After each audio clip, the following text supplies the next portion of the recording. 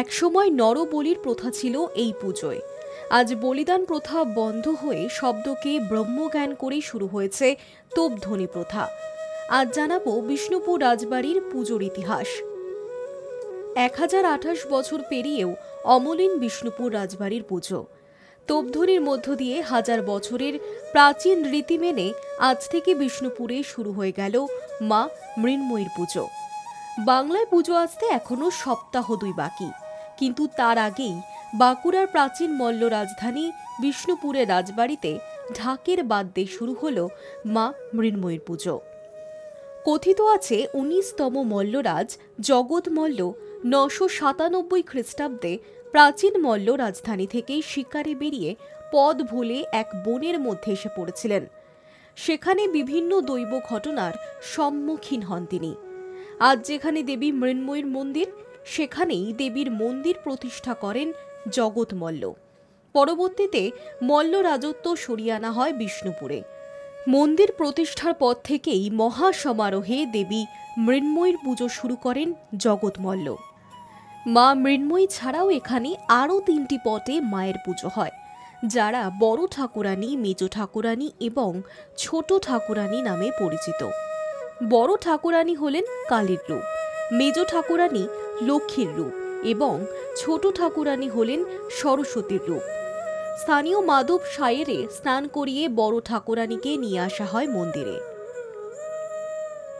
এরপর চতুর্থের দিন একইভাবে মন্দিরে আনা হবে মেজ ঠাকুরানীকে। সবশেষে ষষ্ঠীর দিন মন্দিরে আনা হয় ছোট ঠাকুরানীকে।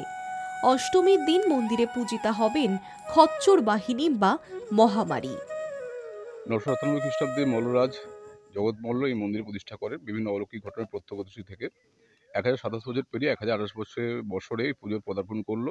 এবং এই পুজোর ইতিহাস হচ্ছে কি, এই পুজোর মা মৃন্ময়ী ছাড়াও আরও 3টি পদে মায়ের পুজো হয়: বড় ঠাকুরানী, মেজ ঠাকুরানী, ছোট ঠাকুরানী। তো শ্রী শ্রী চণ্ডীর মতো বলা আছে, বড় ঠাকুরানী হচ্ছেন মহাকালীর রূপ, মেজ ঠাকুরানী হচ্ছেন মহালক্ষ্মীর রূপ এবং ছোট ঠাকুরানী হচ্ছেন মহা সরস্বতীর রূপ।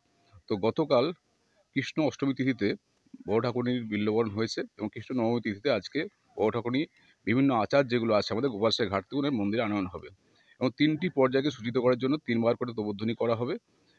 ওনার মন্দির আসার মধ্যে দিয়ে আমাদের মল্লরাজ পরিবারের পুজো শুরু হয়ে গেল।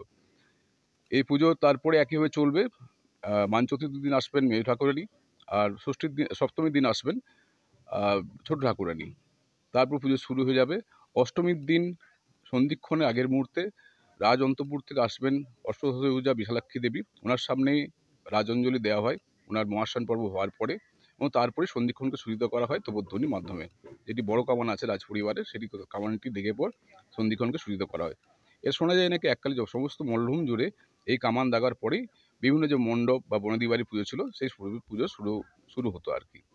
আর অষ্টমী নবমীর যে মধ্যরাত্রে মহামারী দেবীর পুজো হয়। মহামারী দেবী হচ্ছেন কি খচ্চর বাহিনী, এবং উনি যে মহামারী যেগুলো ছিল এককালে কলেরা বা ইত্যাদি, তার হাত থেকে রক্ষা করার জন্য, রাজ্যকে রক্ষা করার জন্য মহারাজ বীরহাম্বী ঊনপঞ্চাশতম মল্লরাজ বীরহাম্বীর এই পুজোর সূচনা করেন। নবমীর পরে বিজয়ার দিন সকালবেলায় মায়ের ঘট বিসর্জন যে সময় আছে, সেই সময়ে ঘট বিসর্জনের পরে মায়ের সন্ধ্যাবেলায় শ্রীরামচন্দ্রের পুজো, অপরাজিতা বন্ধন, দইয়ের মধ্যে চ্যাংমাছ ছাড়া এবং নীলকণ্ঠ পাখি উড়িয়ে পুজো সমাপ্তি ঘোষণা করা হয়।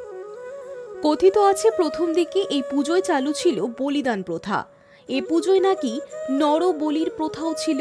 পরবর্তীতে বিষ্ণুপুর রাজ পরিবার বৈষ্ণব ধর্মে দীক্ষিত হলে পুজোর আচারে কিছু বদল আনা হয়। বলিদান প্রথা বন্ধ হয়ে শব্দকে ব্রহ্মজ্ঞান করে শুরু হয় তোপধ্বনি প্রথা। তারপর থেকে শতকের পর শতক ধরে দেবী মৃন্ময়ীর পুজোর প্রতিটি নির্ঘণ্ট ঘোষিত হতে থাকে তোপধ্বনির মধ্য দিয়ে। প্রাচীন রীতি এবং আচার নিয়ম অটুট থাকলেও রাজত্ব না থাকায় মল্ল রাজ পরিবারের এই পুজোয় জিল্লা কিছুটা ম্লান হয়েছে ঠিকই, কিন্তু এতটুকু ভাটা পড়েনি মল্লগড় বিষ্ণুপুরের মানুষের আবেগ। আজ বড় ঠাকুরানীর আগমনের মুহূর্তে মল্লগড়ের মানুষ ভিড় জমান হাজার বছরের প্রাচীন মল্ল রাজকুলদেবী মৃন্ময়ীর মন্দিরে। পুজো শুরুর সপ্তাহ 2 আগেই পুজোর উন্মাদনায় মাতলেন প্রাচীন মল্লগড়ের 8 থেকে 80 সকলেই। Hi news network.